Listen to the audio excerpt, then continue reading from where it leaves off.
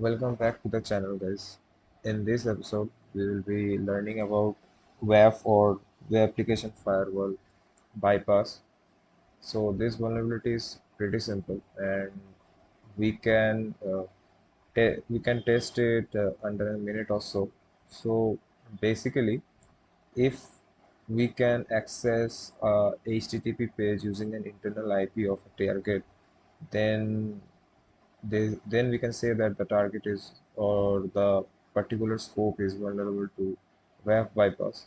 So WAF or the firewalls uh, which are set up by the company to secure our data is mostly functionable on HTTPS or yeah, mostly it is functionable on HTTPS.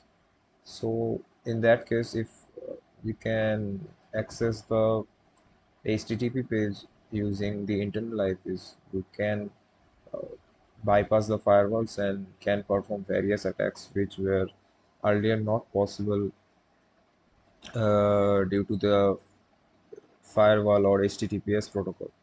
So to find this vulnerability, basically we have to copy the domain and we will need a census account. So if you don't have, just make one. It's pretty simple. It just needs your email and password. So when we search the domain in census, we will find various internal IPs.